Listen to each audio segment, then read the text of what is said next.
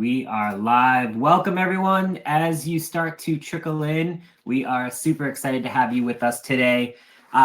We have an amazing piece of content that we're going to be talking about. A lot of great stuff, but we only have 30 minutes to talk about it. So as you start to trickle in, if you could throw in the chat where you're tuning in from. I am in Boston. It's sun's actually out for the first time today in like 5 or 6 days. So I'd love to hear where you're tuning in from. Greg, I know you're not too far from me. So Meghan, what about yourself? Where are you tuning in from? I am actually in Florida today. So Ooh. it's not sunny. I think it's sort of similar to where you guys are. But yeah, usually it's sunny here. Love that. Awesome. Well, we're going to be talking about maximizing holiday marketing success early, why out-of-home ads are your missing piece for DTC brand ROI. And again, this is only a 30-minute session. It's going to be recorded. You could be spending your time anywhere. We're incredibly grateful that you're spending it with us. So a few things, housekeeping items, then I'll let Greg and Meghan introduce themselves. But we're going to be talking about a few things. How to lock in campaigns early, where out-of-home advertising fits in the holiday media mix, and what tactics drive real-world results. So with that, Meghan, I'm going to throw it over to you first. Introduce yourselves, your name, your role, and your experience with out-of-home and holiday campaigns. Okay, I'm Meghan Reynolds. I lead global media for ŌURA, ŌURA Ring. Prior to ŌURA, I've been at ŌURA for 3 years. Prior to ŌURA, I was at Amazon and did a lot of out-of-home with them across Alexa, Fire TV, and the different TV shows that you all might have tuned into at some point. With out-of-home, thanks to Greg and the team at OneScreen, we helped really kick off our out-of-home journey for ŌURA. They really worked hard for us to measure it and make sure that we could go to our CEO, CFO and say, see, it's measurable and see it does drive results. Since then, we have incorporated out-of-home into our major campaigns, and Black Friday, Cyber Monday into the gifting time period is pretty much our biggest sales period of the year. And so we always like to include out-of-home in key cities. I can get more into this later, but what we have seen is it halos the efficiency, it halos all media, and it drives down the cost on a CAC basis, CPA of Meta and Google. So it's really, while it's not necessarily like the immediate CPA that a lot of people want to see, you see it later on in your lower efficiency or your lower funnel conversion channels. Love that. It's in Greg, I'll give it to you in a second. I am first off, I'm a huge fan of ŌURA Ring. Like I have mine. I've been a user now for 3 years. Yep. And yeah, it's honestly, I've tried a lot of different things in this. I'm not here to just stroke your ego or anything, but it is by far one of the best devices that has helped me get so much healthier. I actually tore my ACL. I had surgery about 6 months ago. And I feel like mentally it's made me like a lot better. It's just so much insights and they just constantly add stuff. So side plug, if anyone's looking to get an ŌURA Ring, go ahead. I refer to a lot of people. But Greg, introduce yourself. Sure. And Meghan, what you said there, we'll dive into more. I was going to say, say it twice for the folks in the back, just in terms of how you guys are thinking about measurement. Because I feel like a lot of marketers are sort of, it's one of the reasons why out-of-home isn't often top of mind, especially in the DTC world, but we'll get into more of that. I'm Greg Wise. I am co-founder here at OneScreen. OneScreen is about 5.5 years old. Prior to OneScreen, I was in commercial real estate, but even before that, as it relates to DTC and holiday planning, I helped actually create and grow the e-commerce team at HubSpot. So incredible journey there in the SaaS tech space. And now at OneScreen, we help brands unlock performance-driven out-of-home with data, with speed, with scale, and especially we're working with dozens and hundreds of D2C brands on campaign strategy execution across multiple markets globally. And really now, or not long from now, is the time when we start to talk about holiday marketing and holiday campaigns. Love that. I forgot you were at HubSpot. I know we've talked about it in the past, but that's super cool. Love the background.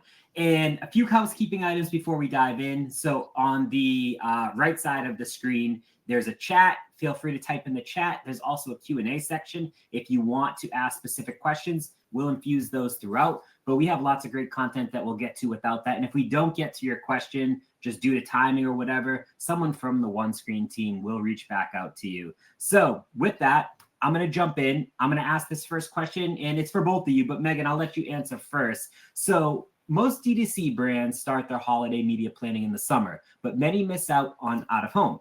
So a two-part question. Why do you think this channel is often overlooked? And the second piece of that is, why is it critical to think about it now? Mm-hmm. I think it's often overlooked. It's kind of what I said when I introduced myself. It's not immediately directly measurable.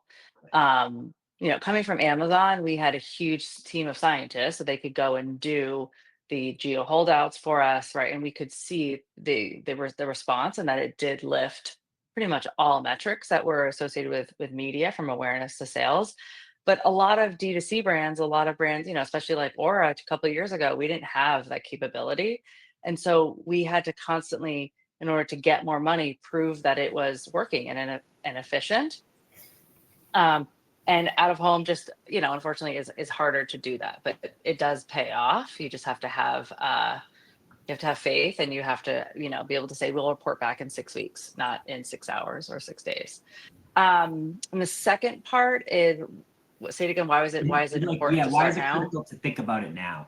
Yeah, because a lot of inventory gets booked up. We actually ran into this last year when I wish we started earlier, but based on product launches, everything else happening in your business day, we didn't start to think about utilizing different types of out of home. So we went into airports last year for holiday, and we booked a little too late, and we missed out on getting a consistent flow, say through JFK Terminal 4, which is what I really wanted, right? Like, we had done a lot of analysis in terms of our target audience, where they were flying, where people were buying, where people are coming in and out of Atlanta major hubs.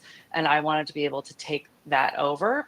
We actually, I can get into this too, but we had 2 different sets of messaging that kind of took you through the holidays, from Thanksgiving to the Christmas, New Year's time period, or the sort of, end of the year holiday time period.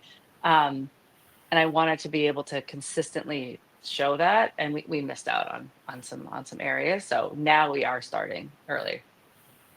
That's interesting. I'm just, before Greg, you answer, I'm just curious, because I don't come from a D2C background. I've been in B2B marketing for about 15 years now, but I never did anything in D2C. And I'm curious, when you thought about that analysis, like you said, JFK Terminal 4, how did you find that information? I'm just so curious on how you realized that was the place that you wanted to be when it comes to this. Yeah, well, we had a lot of analysis from our media agency. So we knew our target audience, and then we overlaid that with holiday travel, and then FSA, HSA is big for us. So we layered that on top, and we found that these people are moving through, I think it's JFK Terminal 4. It's the international terminal, right? And that, because they are traveling internationally, they're moving all over the world. And so that was a big one for us. They had the terminals in Atlanta and LAX, and I can't remember since I don't fly through them often. But it was all based on audience segmentation, and then their traffic patterns that they could find. Love that. Awesome. Oh, go ahead, Greg. Sorry. No, I was going to say, so Nick, so to Megan's point, I think part of why out of home is overlooked in the D2C space, it's not necessarily part of the standard D2C marketers toolkit right now. It is now becoming that, right? I think Meghan and the team, I would classify you all as more progressive in the sense of how you're thinking about the balance between performance marketing and brand. But that is, the pendulum is swung, if not swinging, but it's swung back to now brand is a topic of conversation. So I think that's part of it. I think marketers also think, to what Meghan just said, is that, yes, it's hard to measure, right? When in reality, we now have mobile exposure data, foot traffic lift studies, web lift from exposed audiences using mobile IDs. But then the planning side it's being able to leverage that data that Meghan just mentioned in a sort of more tangible, bite-sized way, so you can figure out what inventory in the right places make the most sense to actually advertise on. Look, brands that focus on digital, they do it because it's easier to launch and it's ultimately easier to measure. It has been the past decade. It's not the case anymore. And quite frankly, it doesn't necessarily mean that it's more effective. And why is it critical now? Because, and Meghan, you mentioned it, out of home has a finite amount of inventory, right? Especially premium inventory. And there are markets and locations like an airport that are highly sought after all year round. And obviously even more so during the holiday season. It's really getting ahead of that. Yes, you can activate out of home very quickly, right? Like this. It doesn't necessarily mean you're going to be able to do it on the inventory that you want. So planning ahead of time is absolutely critical.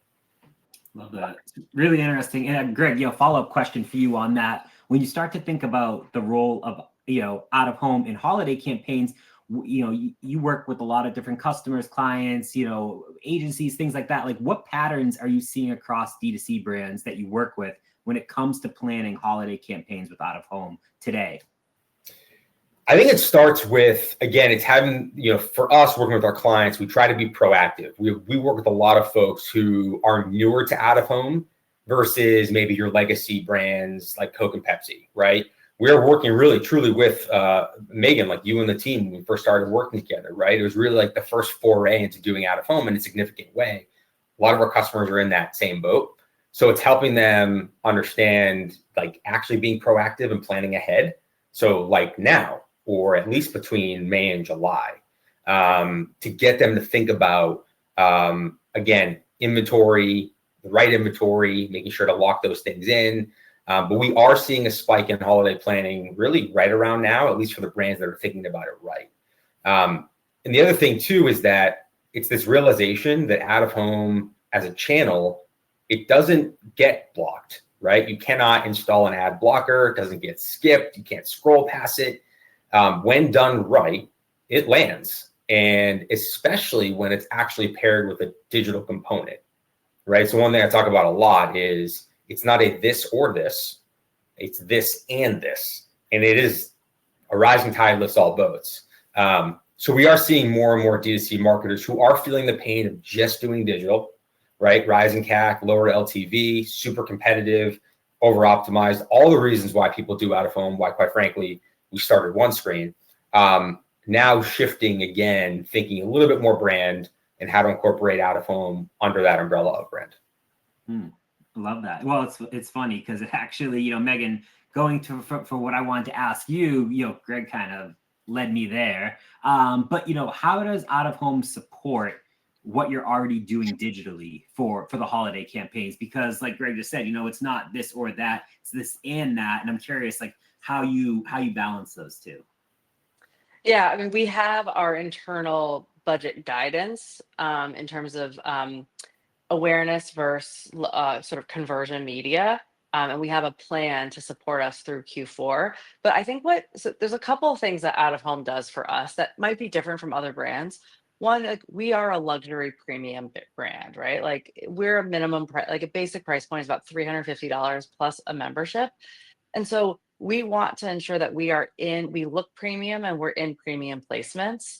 And we also, we want to show the ring and we want to give you like one takeaway, right? We're not trying to like overwhelm you with the features and benefits. That's the digital, right? That's Meta, that's Google, that's probably some of the TikTok ads that you're going to see. But the out of home is where we can really show how beautiful this ring is and get you to think like one or two things. That's like a solid takeaway for you as you're walking down the street or like bustling through JFK, right? And so the way that we think about it is you've got to match your like the main emotion or like takeaway of the time period or your campaign with what you're doing in out of home.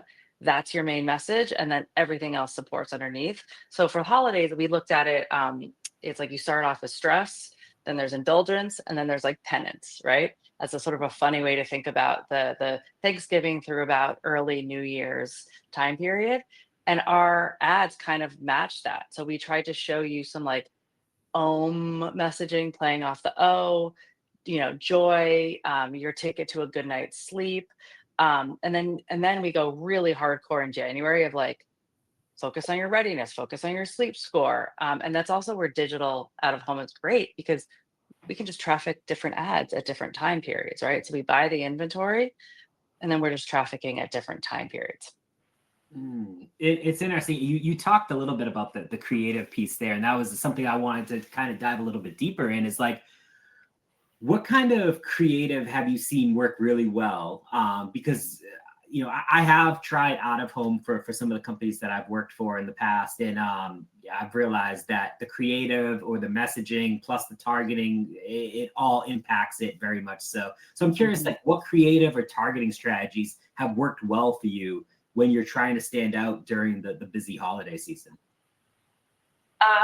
So I think the messaging that we did last year worked really well, where we focused really on joy and like, here's some, I think it was like joy and the biggest discount of the year. So it was right around Black Friday, Cyber Monday. And then, not holiday, but the best creative, like the best response rate that I've seen sort of on a one-to-one, because we did a geo test with OneScreen, was our campaign in March of 23, Go to Sleep. And we plastered it all over New York around major commuters like Moynihan, Times Square, throughout subways. And it was all about go to sleep. Sleep is the new hack for productivity, for beauty, for self-care. That really resonated, right? And so this idea of using a message that speaks to commuters, right? And so I think the same thing with out of home last year in the airports. We did a lot of we played off of like OMG, OR4 is here, because we have we call it the Macron. I don't know, it's a Finnish letter. And then we did Om, and we put those throughout the airports, right? As you're like struggling maybe with your kids and all your bags to get the plane on time through security. And we saw really high response rates, in those time periods. We saw people taking pictures of it. People were posting it. We were getting comments about it. So that's always another fun anecdotal KPI to add, right? Of like the pictures that people just take and post on social. Yep. Yeah, 100%. I love that. Greg, so when you think about, because I'm sure you've seen a lot of holiday, out of home campaigns, but what separates an average one versus one that really delivers results? It's a great question, and I think part of it starts with, again, repeating myself, but planning early so you're not rushing the creative. Time and time again, even though you can launch out of home very quickly, if you rush that creative process, that's when you're sacrificing at least half of the battle, right? Because half of the battle here is the right creative messaging. So really, to answer your question, it's more so what kind of creative works well in out of home. And I'll even start with just the planning process and the inventory. To Meghan's point, what she just discussed perfectly is audience plus context. So start there and then use the inventory selection that you chose based off of those factors, which you use data for, but some of it is straight up common sense, right? In the city that never sleeps, let's actually kind of like juxtapose that and tell people to go to sleep. That's really smart. And let's do it around places where we know people are, like, there's hustle and bustle. And again, it's sort of a stark contrast to what that person or those people that you care about influencing are going through at that moment. Then the creative sort of aligns from there. So it's personalized based on the audience and based on the context. Simple, right? Meghan also beautifully mentioned, which is out of home is sort of that's kind of like the anchor point to a campaign, right? Where digital, you can have a little bit more storytelling component to it. If you're talking about a giant billboard on the side of a major roadway, you really need that to be simple, right? You're talking about an image of your brand, maybe a tagline and your logo, if that. If you're talking about a digital spectacular in Times Square, where you're able to play full motion digital, well, you have the ability to tell a little bit more of a story using video, using anamorphic 3D animation, things like that. So it really will depend, but you want it to be simple. You want the audience to take something important away. Don't treat it as a direct response channel. Yes. Leverage QR. Yes. You can leverage QR codes if you want. Vanity URLs we typically never suggest. but don't go into the creative thinking that you have to drive that direct response. Meghan, jump in on that because I know you have a lot to say there. Yeah, I mean, I think it's fine to have a like shop now or learn more, like a CTA sort of, especially if it's a 10-second, video. But I think this is your opportunity to like, without, like if you can't make a TV spot and you're trying to like drive the emotion of like why you made this thing and why you want a consumer to buy this thing, your thing, then like that's a great opportunity. 10 seconds in an out of home billboard, like a subway, like the links ads in NYC, in the airports. It's a great opportunity. I mean, people are looking around and they do take all this in. You just, you use it as a way to like, it goes in their consideration set, and then use your hardworking Meta Google ads to drive it home. Great advice. And we have about 9 minutes left, but I kind of want to dig a little bit deeper into both of what both of you just said. Now, Greg, you touched on this a little bit, but when you think about a checklist of someone that like, hey, I'm a DTC brand, I'm starting my holiday media mix planning. I don't know how many should be on that checklist, say, I don't know, 5 to 10 different things. Like, what would those things be that someone could walk away and say, all right, great, I'm going to go do these 5 things, and I know I'm going to be in a better spot today than I was yesterday? Are these folks already thinking about out of home? They are starting to, they're already thinking about it. They're ready to take that next step, but they're still so early on that they don't know where to go from step one. So number one, sort of selfishly, I would think about working with a specialist, like a OneScreen, for example, if you don't have as much experience planning out of home, because you don't have to have all of your ducks in a row in order to actually start. But I would start to think about the audience, right? That's first and foremost. I would start to look at the markets that you want to either, penetrate, you want to break into, expand within. I start to take a look at, your trailing 30, 60, 90-day customer data. I look at some of the zip codes. I start to really gear up to identify what are the markets that we're interested in, that we're thinking about running other marketing activities within. Out of home, again, is a layer to that. So that's where I would start. You don't have to just jump into it all at once, right? So working with someone like OneScreen, for example, we can even just take some of that high-level data and put together a strategic analysis to say, here's what a holiday campaign might look like, to give folks a sense of what inventory looks like, where it is, how much things cost, what they should budget for, how much they should spend based on like actual reach and frequency numbers.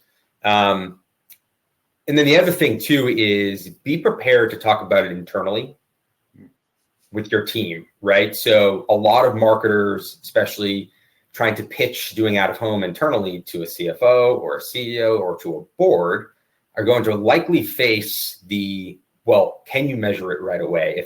If we launch it today, can you tell me how it, the results tomorrow? It's not how it works. And so think through how you're going to talk through that internally and become that salesperson. I think that's a big component. Knowing that you're going to get that question. It's a good point. Yeah, I mean, internal buy-in. Yeah, 100%. Love that checklist. I think that's incredibly helpful. Now, Meghan, on the flip side to you, for all the other marketers that are listening to this and they're thinking, all right, cool, I have the checklist. Now, what advice would you give to others that are maybe preparing for Black Friday and Cyber Monday earlier than usual? Because again, maybe it's a limited inventory type thing, but they want to get started, but I have the checklist. Now, what's that next step? Yeah, I mean, I think it's definitely you have the checklist, but like identify who can help you do this. Because if you're buying out at home locally, right? You're in one city, you're focusing on one area, you could probably do it yourself, right? But the benefit of going to an agency is you can say, I've got 3 DMAs I need to hit, right? They may be big ones, New York, LA, or they could be smaller ones like a suburb of Dallas, for example, or someplace in the middle of Florida. But having an agency will help you scale so that you're hitting the right target audience. I think the other thing too is in terms of locking in inventory is know your dates, right? If you know you're going to have a Black Friday Cyber Monday promo, is it only within that time period? Is it extending out? Look back at your historic sales and find out when you peaked because I'm sure there's differences in terms of types of, in different verticals, types of products of, people buying it early December, mid-December. Is this a last minute item? And then you can plan when you're going to be buying these higher ticket inventory, like an out of home, to make sure that you're really capitalizing on all the eyeballs and then driving them through the funnel faster. That's great advice. Fantastic advice for anyone listening. I have one final piece that I want to ask both of you, and you guys can kind of tag team this one before I have one final question after that. But metrics, KPIs, we've talked about it a little bit. Meghan, I'll toss it to you first, and then Greg, you can chime in as well. But when you think about measuring success with out of home during the holidays, what metrics or outcomes ultimately matter most to you? What are the things that you're tracking right now? What are the things that maybe you want to track but maybe aren't right now? Would love to understand what that looks like. Yeah, I want, at the stage that we're at, I want the most impressions. So I'm going to go for high traffic, major eyeballs. I want to be able to get people in specific points of their life, right? So again, like during that stressful time period, I want to show hey, there's something that can help you get through this, right? The Q5 time period into early January. So metrics, though, specifically for out of home, we look at impressions. We look at the increase in site traffic. You can't always correspond, but we want to see. We look at DMAs by those within those cities. If it's an airport, it's a little bit harder, but we can see, we're only in LA, we're only in certain parts of New York. We can compare the zip codes in New York. We will also look at Google search traffic trends. And then my last one, and probably my most favorite, is how many text messages did my C-suite get about the ads? That's a good one. I haven't heard that one before. I love that one. That's fantastic. Greg, what about you? How should brands be, thinking about tracking ROI? Anything that you would add differently than what Meghan talked about? Well, to Megan's point, just a shout out to out of home, because it really is the only medium where you run an ad and you'll get a text from someone being like, holy, I just saw your ad and it's awesome. No one's going to screenshot like a Facebook ad and send you that, right? So that's incredible. It actually really is one way to sort of measure that social exposure of out of home. But for us, when we look at it, and Meghan touched upon it beautifully, which is, there's a few things that it depends on the kind of brand that you are. Do you have physical retail locations, right? Are you trying to drive foot traffic to certain stores? Is it solely web traffic? What other marketing channels you're running? But in general, it is looking at how out of home drives branded search, organic traffic. And then there's other awareness, sort of metrics that you can look at to identify, did you lower CAC? Having a control versus exposed audiences, use that when possible. And then blending, lift metrics with directional KPIs like branded search, or even things like email signups, promo code usage, depending on the product and who you're selling to. But all in all, there's also the social amplification. In all seriousness is, who's talking about you on social channels, because that really is part of this. It's, yes, this is the physical, but there is a way to marry that digital component to it. And all of those things, right? So the other piece is, if you can leverage mobile exposure data, right? MAIDs, of folks that were exposed to an ad, tie that back to site traffic or foot traffic. It's not 100% of the population, but it is directional in nature and can just help tell that story alongside sort of those other ways that I just mentioned as well. Fantastic. We've got 1 minute left. I've got one final question for you. It's going to be hard because I want you to do this in one sentence, if possible. Oh, all right, Meghan, I'll start with you. What's your top tip for holiday campaign success in 2025 in one sentence?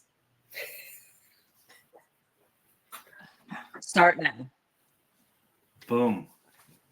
That's good. Last time we did this, it was paragraphs. So that was fantastic. Greg, what about you? Let's see if you can do it. Call me. I would say that's spoken like true New Yorker. We're just like, there you go. I had to match that brevity. No, start planning now and start planning smart. Yeah. By smart, I mean use data, understand your audience, understand the contextual advantages you have in certain markets. The earlier, the better, and work with someone who's done it before. Fantastic. Fantastic advice from both of you. I want to thank Meghan. I want to thank Greg for spending time with us. And I want to thank everyone that's listening, whether you're listening live, whether you're listening on demand. Again, you could have spent your time anywhere. You're spending it with us, and we are incredibly grateful for that. And with that, we are right on time. It is 2:30 Eastern, and we will end and have a great rest of the day. And we'll see you at the next webinar, everyone. Have a great rest of your week. Thanks, Nick. Thanks, Greg. Thanks, guys.